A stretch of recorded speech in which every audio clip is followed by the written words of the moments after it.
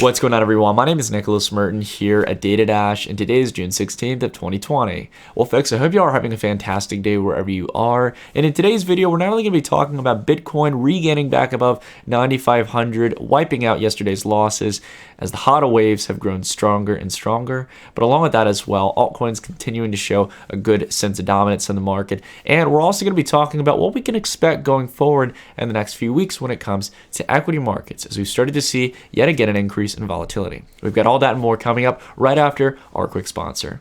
Our sponsor for today's episode is TaxBit. The IRS recently released new forms in 2019 that require all taxpayers to attest to whether or not they traded cryptocurrencies, no matter if they made gains or losses. TaxBit automates your cryptocurrency taxes, enabling you to effortlessly track, calculate, and report your transactions.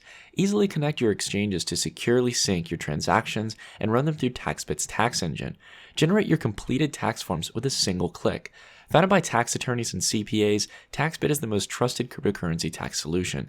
Get 10% off your tax plan today with a free trial using promo code DATADASH. Alrighty, everyone, so let's go ahead and start by diving into cryptocurrency markets. Taking a look across the board, the vast majority of cryptocurrencies are in green territory at the moment, with a lot of different plays in double-digit territory, recouping a lot of the losses and in many cases making gains from yesterday, even in some cases compared to Bitcoin. We can see here that Aave, for example, or ETHLend up nearly 24%, MakerDAO up nearly 23%, Ren up 15%, VeChain, NANO, all doing double-digit territory alongside a lot of different players in the market. But again, predominantly DeFi here. It's really interesting to see this trend continuing to pick up.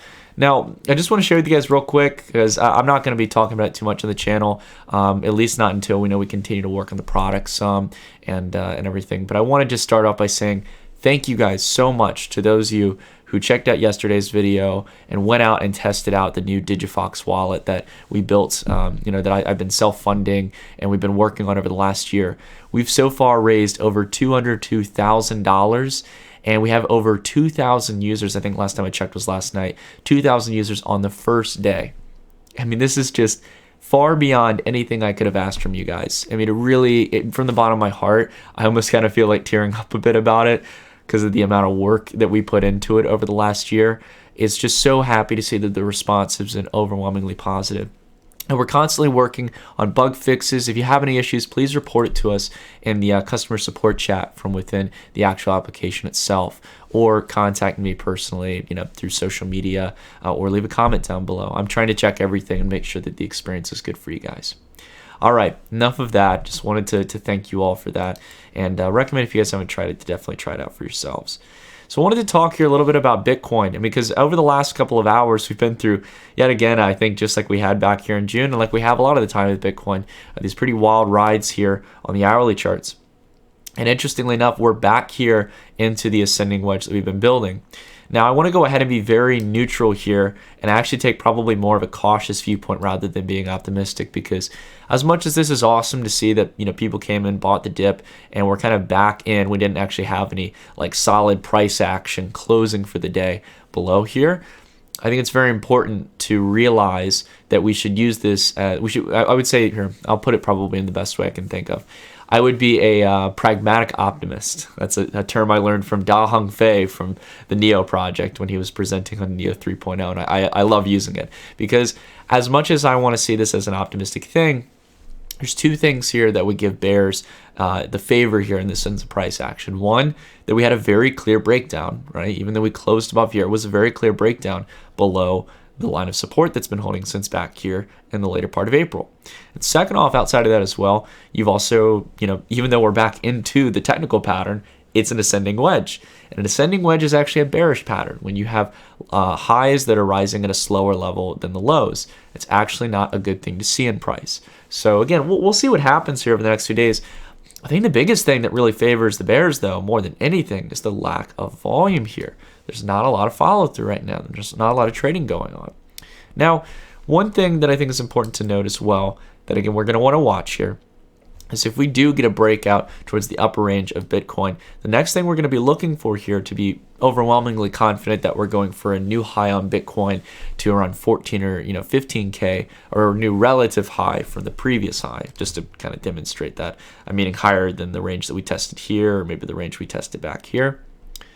thing I'm going to be looking for overall confidence on the longer term trend is to get above this descending channel we've been in for altcoin dominance.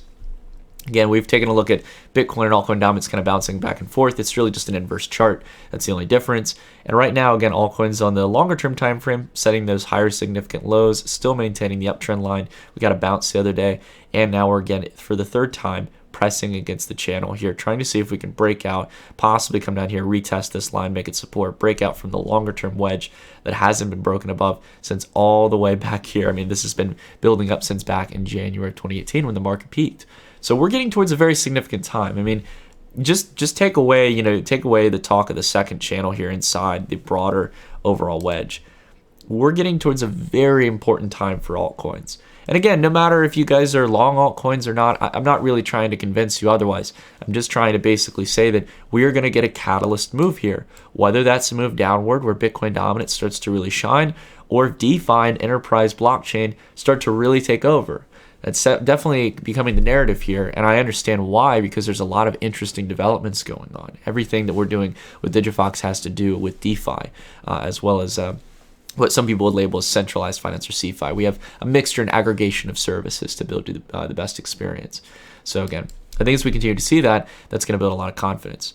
Now, I do have a fundamental belief that at the end of the day, it's going to require, in order to get the kind of market momentum we're looking for, it's going to require that Bitcoin is definitely leading the way. It's definitely charging through, maybe not in the sense of gaining market dominance, but it's going to have to be definitely moving to the upside.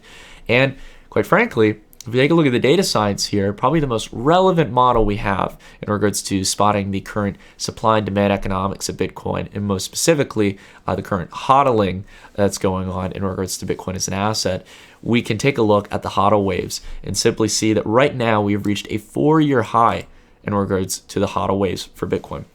So this is basically a measurement of seeing how much Bitcoin has been held for more than a year, and taking a look back ever since we really peaked down the market when we were up around 42% of Bitcoin not moving for over a year. We are now back up to around 60, I think I'll get the actual percentage, 60.63% is the latest figure here.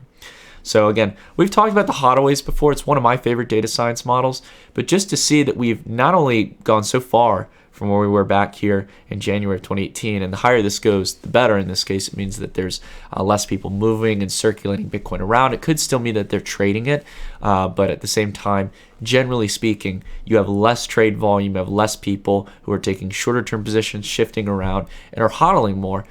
And along with that, it's the highest level since all the way back here in 2016. So this likely means, as we've talked about before, that we're going to be seeing a much higher level from where we saw back here. So it's actually going to go higher for this next cycle. And you need that because you're substantially going through larger cycles each and every time. So in order to really get us in that next wave, we not only obviously needed the halving event, but along with that, we've got this supply shock where people are buying up Bitcoin, holding it for long-term investments, and not really trading it or selling it or moving it around. And when you have that supply shock on both sides, then the price starts to pick up, right? Because the price starts to reflect that change. Then what we tend to see is that when Bitcoin, gets enough buy-side pressure, gets back up to 16, 20K, then when we break to new all-time highs, that's when the demand kicks in. Supply starts to alleviate, people start taking profits, they start exiting positions, entering into altcoins, starting to circulate their positions. That's exactly what's happened in the previous cycle, and it's likely going to happen this time around. It's definitely going to look different. There's going to be different players that really lead the way, but this is the key thing to watch for here, right? This change over time. And what's really cool, this is an even better visualization if you want some that's actually, I'll be honest, this is like beautiful data here. It showcases the different time segments. So some of these are more than just a year. That's an important thing to note here. A larger percentage over time is growing to be over 10 years, 7 to 10 years, 5 to 7 years, 3 to 5 years, or 2 to 3 years that it hasn't been moved. And you can see, especially here, much like back here, the 2 to 3 year category has started to expand rapidly. So we've got a lot of people, as this article states, back from 2018 who have built positions, right? Back towards kind of the tail end of the bear market, who have not been giving up. They're holding their positions. They're not moving, right? And again, might be some trading there, fair point, but at the end of the day, it's most people are really hodling in this case. They're not really probably circulating it around. We definitely don't see the volume in markets that would resemble that at the end of the day. So going on here, business right now is doing quite well for one DeFi play. This is one that I think is really interesting to talk about because we've talked about a lot of use cases in DeFi, from lending pools to decentralized exchanges. But when you're working with truly decentralized systems, there can be risk involved. There can be a concern that, for example, some of these systems might have some kind of breach, just like any other traditional system. Problem is that with crypto, again, you're working with immutable systems. So the key thing here is to possibly have the opportunity, if you're interested, to have some kind of insurance policy or have some kind of protection. And that's actually what one DeFi play, Nexus Mutual, has been doing for the last year and a half. I've been following Nexus for a while, and over this last week, they've had a ton of really positive demand, and really over the last 90 days here. So the kind of key headline here is that they have over $4 million in the risk pool, in this case, that they've built over the last 90 days. So again, to just kind of put it simple, imagine Nexus Mutual as insurance for DeFi. If something went wrong, for example, and you had deposits in Compound, and there was a breach on the smart contract, and everyone lost everything, right? Nexus Mutual, even though you have to pay, of course, for it, is a system that would actually allow you to receive some kind of compensation or coverage on some of your deposits. And it's a really cool system. I think this is awesome. I already want to see a lot of competition in the insurance business because I think it's ripe for disruption. But along with that as well, it's relevant for DeFi, extremely relevant, as this space is relatively new, to be fair. It's a new and exciting industry where people are constantly innovating. But with constant innovation comes the need for constant security audits, constant checks and balances, constant testing, and rigorous, kind of back-end, structuring in regards to actually, understanding the code and how Solidity works, and above all, making sure that you have some kind of protection in place. And that protection piece, I think, is going to come, especially for these early days, until things continue to be tested more and more from plays like Nexus Mutual. So again, really interesting thing to talk about. Now, one thing I want to talk about that's very important in regards to some developments in China and Brazil is that there's been some bank freezes on transactions related to crypto. So this is probably one of the biggest news pieces here for Latin America as well as Asia. I hope this is not a broadening problem throughout Asia, but a major Brazilian bank has closed the accounts of at least 5 different companies that deal with cryptocurrency assets. This was reported by Portal do Bitcoin. The media outlet says that, I'm not even going to try to pronounce that. I'm sorry, guys. Caixa Econômica, I hope I'm pronouncing it right, the largest 100% government-owned financial institution in Latin America and the country's third biggest, suspended all of the accounts within the space of less than a fortnight, and quotes one brokerage official as stating that his company's accounts have now returned online after a 5-day frenzy. Wow. So good to see that, again, there's some positive news that things are getting maybe turned back on. I think that that's the key thing here, that there's such a business incentive to allow crypto to persist, where you cut out so many of your clients that a lot of banks won't do this. But I think above all, this is on a principle basis a huge concern for me in the long term. I just think personally that banks shouldn't be able to suppress you from buying assets. Imagine for a moment if a bank told you, hey, you have $1,000 in your account. Yeah, you can't actually go out and buy gold. Or yeah, you can't, for example, it's ironic here, right? You can't buy cryptocurrencies as a potential investment or something you want to just simply buy and hold or use for payments. But at the same time, you can go out and gamble all you want at casinos, probably in many cases on credit. That's the kind of ridiculousness here of this. And I think it's why, again, whether it's people taking it in their own hands or people, going and actually speaking up and setting in regulations and protections, it's sad to see that this kind of stuff is happening. I really hope we see a more positive tone. And also as well, there were similar problems with a lot of e-pay systems like Alipay in China, where people were reporting that they were having issues. And again, of course, the companies themselves are denying it, but there's been issues like this here in the US as well, guys. When it comes to companies like Bank of America, a lot of major commercial banks have been blocking certain types of cryptocurrency related transactions. And it's really sad to see. But again, I think it speaks to the importance of being your own bank and making sure that, again, you take those initiatives as you learn about crypto to, again, position yourself however you choose. If you feel like you want that exposure to crypto, who knows how long we'll have that opportunity to do so. That's the really key thing to keep in mind. Anyways, wanted to go ahead and talk about futures markets and talk about the broader equity markets. Markets are continuing to rebound after a pretty stellar uptick yesterday on Monday, after one of the worst sell-off days we saw in months, since back all the way in March when we had the craziness that we had, all the crazy sell-side action. Now, the NASDAQ has rallied back from the crazy lows we had back in March to practically all-time highs in regards to its valuation. And again, taking a look here on the daily time frame just to show what happened here over the last few days for those who are interested in kind of a quick update, we went from NASDAQ 10,000 down towards around 9,400. And again, we have started to rebound here, and we'll be opening up here probably around the upper $9,800 point range to the low $9,900 or 9,900 point range. I always get that mixed up sometimes.